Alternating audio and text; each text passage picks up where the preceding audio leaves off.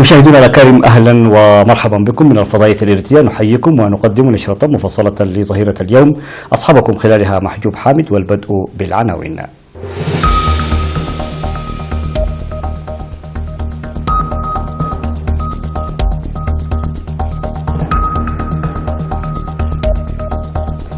فخامة الرئيس السياسي أفورقي يبعث ببرقيات تهنئة للرئيس الصيني والروسي. السفير صالح عمر يلتقي المسؤولين في موروشيس. دعوة للمعلمين من أجل المتابعة الفعالة لصحة الطلاب. عودة 101 من الفتيات المختطفات في نيجيريا إلى مدينتهن. وفود الكوريتين وأمريكا عقدت اجتماعا بناء في فنلندا. والمعارضة تطلق غازا مسيلا للدموع في برلمان كوسوفو. مرحبا بكم إلى تفاصيل النشرة. بعث فخامة الرئيس السياسي أفورقي ببرقية تهنئة باسم الحكومة والشعب الإريتري إلى كل من رئيس جمهورية الصين الشعبية شي جين بينغ ورئيس روسيا الاتحادية فلاديمير بوتين بمناسبة فوزهما في الانتخابات الرئاسية. وفي برقيته التي بعثها فخامته إلى الرئيس الصيني شي جين بينغ، عبر عن أمنياته الطيبة لأن تحقق الجمهورية الشعبية الصينية في إدارته التطور الاقتصادي والتقدم التكنولوجي، موضحا أهمية الدور الصيني المؤثر المتنامي على المستوى العالمي لإرساء السلام والتطور المستدام. وأشار فخامة الرئيس السياسي أفورقي إلى العلاقات الأخوية والتعاونية المشتركة بين إريتريا والصين وتعزيزها وتوسيعها مستقبلا، مؤكدا تطور العلاقات الثنائية بين البلدين. وفي برقيته المماثلة التي بعثها لرئيس روسيا الاتحادية فلاديمير بوتين، أوضح فخامته بأن الانتصار الكبير الذي حققه يعكس الإنجازات الضخمة التي حققتها روسيا الاتحادية في الصعيدين المحلي والخارجي خلال الأعوام الماضية، مؤكدا على ثقته لتطور وتقدم العلاقات الإريترية الروسية في كافة القضايا ذات الاهتمام المشترك. يذكر بأن الرئيس الصيني فاز في الانتخابات الوطنية 13 التي جرت في 17 من مارس الجاري بأصوات عالية، فيما اختير الرئيس الروسي الذي فاز في الانتخابات الوطنية التي جرت في 18 من مارس الجاري بأكثر من 76% من الأصوات رئيسا لروسيا لفترة 6 أعوام قادمة.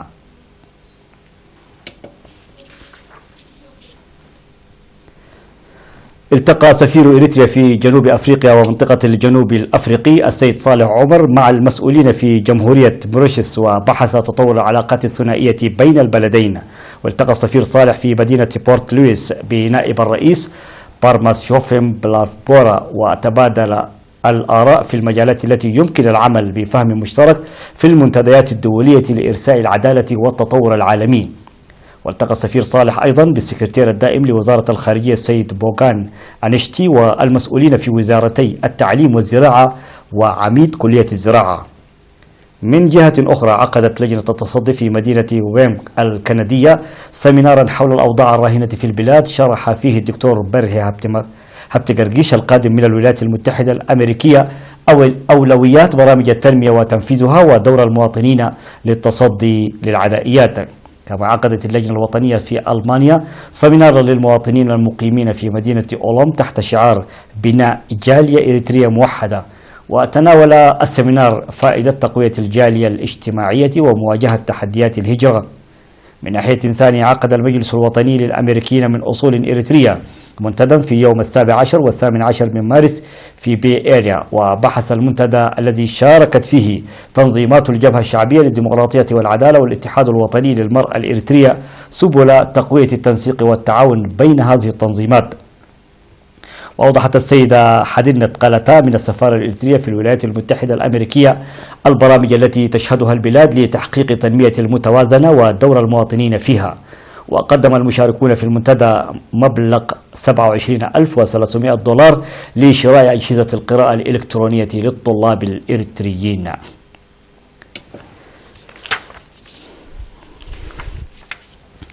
قدم فرع الثقافة والرياضة في مكتب التعليم بإقليم عنسبة دعوة للمعلمين من أجل المتابعة الفعالة لصحة الطلاب، باعتبار أن تلقي المعرفة الجيدة تتطلب الصحة التامة والعافية المتكاملة.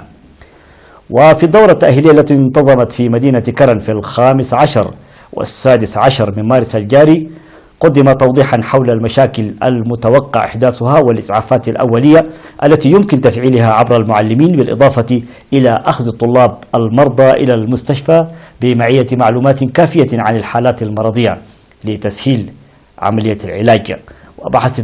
وبحثت الدورة بإسهاب الدفع بقوة حول أهمية الإسعافات الأولية في المدارس لما تلعبه من دور كبير في ضمان صحة الطلاب، وذلك نتيجة لبعد المدارس عن المؤسسات الصحية في الإقليم.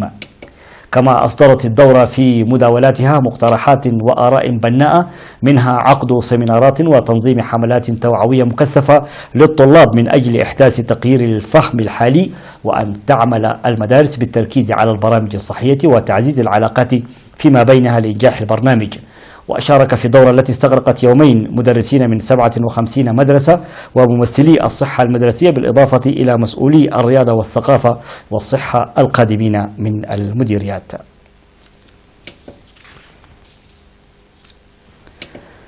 دعا مكتب السجل المدني في الإقليم الأوسط المواطنين لتقديم الوثائق المتكاملة الرسمية لاستخراج شهادات الميلاد والوفيات وعقد القران والطلاق للحصول على الخدمات السريعة. وقال مسؤول المكتب السيد تسفى للدت هبت ميكائيل في تصريح لوكالة الأنباء الإريترية إن الوثائق المتكاملة تساعد في تنفيذ العمل بسرعة ودون تأخير ومراجعات التي تتسبب في الضغط على العاملين.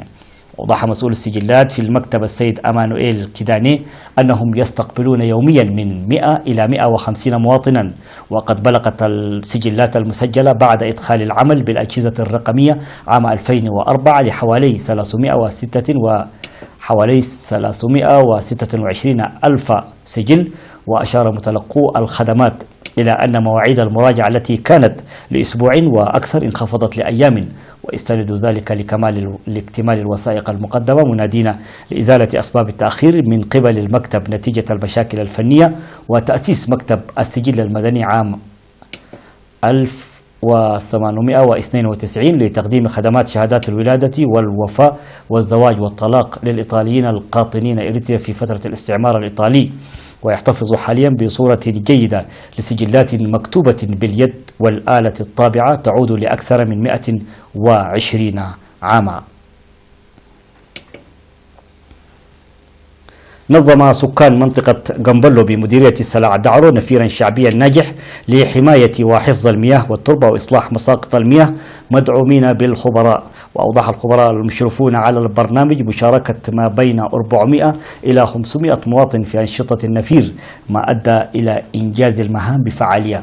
في غضون ذلك أشار مراسل وكالة الأنباء الإريترية إلى أن الشباب العامل في مديرية عد قيح قام بتنظيم أنشطة نفير مماثلة. كان ذلك حصيلة أنباؤنا الداخلية. فاصل قصير ونوافيكم بالأنباء العالمية، كونوا معنا.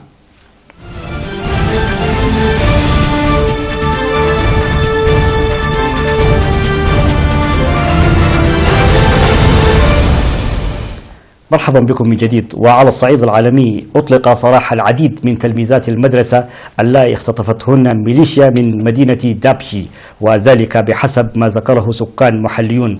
وقال السكان إن نحو 101 من تلميذات المدرسة عدن في حافلة هذا الصباح، والخمسة المتبقين مصيرهن مجهول، ولم تتضح بعد ملابسات عودتهن، ولكن هناك مؤشرات إلى أن الفتيات الخمسة التي لم تعدن قد توفين.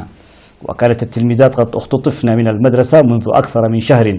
وفي عملية مشابهة اختطف مسلحو بوكو حرام منذ نحو 4 سنوات مضت 276 فتاة من مدرسة في مدينة تشبوك، ما أدى حينها إلى إطلاق حملة تضامن في جميع أنحاء العالم. وما يزال سكان أكثر من 100 من هؤلاء الفتيات مجهولا. وتشير تقديرات إلى أن الصراع بين الحكومة وجماعة بوكو حرام قد أسفر عن مقتل عشرات الآلاف واختطاف الآلاف. قالت وزارة الخارجية الفنلندية إن محادثات غير رسمية عقدت في فنلندا بين وفود من كوريا الشمالية وكوريا الجنوبية والولايات المتحدة قد استكملت، واصفة المحادثات بأنها بناءة. وحضر نحو 18 مندوبا من الدول الثلاث، بينهم تيشوكانغ إل وهو نائب مدير عام شؤون أمريكا الشمالية بوزارة الخارجية الكورية الشمالية إلى فنلندا هذا الأسبوع لعقد مؤتمر غير رسمي في ظل سلسلة من التحركات الدبلوماسية قبل قمة أمريكية كورية شمالية محتملة. وقال المدير العام لوزارة الخارجية الفنلندية إن الاجتماع هو واحد من سلسلة جلسات الأكاديمية التي كانت تستكشف على مدى سنوات سبل بناء الثقة وتقليل التوترات في شبه الجزيرة الكورية. ورفض التعقيب على جدول أعمال المحادثات، لكنه قال إن مراقبين من الأمم المتحدة والاتحاد الأوروبي كانوا حاضرين أيضا. ألقى مشرعون معارضون عبوات غاز مسيل للدموع في قاعة البرلمان في كوسوفو في محاولة لمنع نواب آخرين من التصديق على اتفاق حدودي مع الجبل الأسود. ويمثل هذا الاتفاق شرطا رئيسيا لحصول مواطني كوسوفو على حق دخول دول الاتحاد الأوروبي دون تأشيرة، لكن حزب معارض يقف بشدة ضد الاتفاق، حيث يقول إنه سيؤدي إلى التنازل عن نحو 8000 هكتار من أراضي كوسوفو إلى جارتها الجبل الأسود. وتسبب إلقاء عبوات الغاز المسيل للدموع إلى منع مناقشة الاتفاق والتصويت عليه، حيث اضطر النواب للخروج من القاعة بسبب كثافة الغاز. وأثارت محاولات سابقة للتصديق على الاتفاق احتجاجات مشابهة شملت إطلاق غاز مسيل للدموع في البرلمان الذي يضم 120 عضوا واشتباكات مع الشرطة في الشوارع.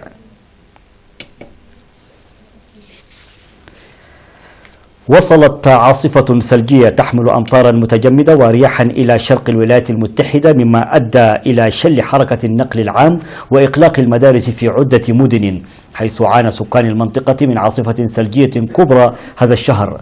وقال خبير الإرصاد الجوي بمركز التنبؤ بالطقس إن العاصفة ستؤدي إلى تساقط الثلوج يتراوح ارتفاعها ما بين 30 إلى 46 سنتيمترا في مناطق من فيلادلفيا إلى مدينة نيويورك.